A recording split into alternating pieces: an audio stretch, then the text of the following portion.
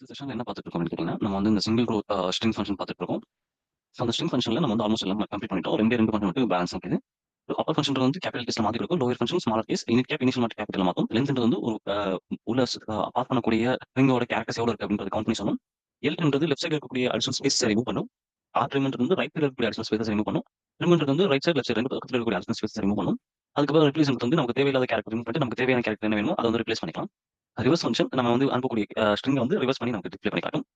அதுக்கப்புறம் வந்து regular expression count வந்து ஸ்பெசிஃபிக்கா எனக்கு எந்த இது தேவையில்லையோ, ஃபார் எக்ஸாம்பிள் நமக்கு வந்து 1 2 3 ஓட கவுண்ட் மட்டும் நம்மளோட ஸ்ட்ரிங் வந்து மொத்தம் இது டெக்ஸ்ட் அண்ட் நம்பர்ஸ் ரெண்டுமே மிக்ஸ் ஆயிருந்துச்சுன்னா, அது வந்து டெக்ஸ்ட் எத்தனை கவுண்ட் இருக்கு, நம்பர் எத்தனை கவுண்ட் இருக்கு அப்படின்றத ஸ்பெசிஃபிக்கா நமக்கு வந்து கவுண்ட் பண்ணி சொல்றதுக்காக யூஸ் பண்ணக்கூடிய தான் இந்த ரெகுலர் எக்ஸ்பிரஷன் கவுண்ட் நம்ம பார்க்கணும்.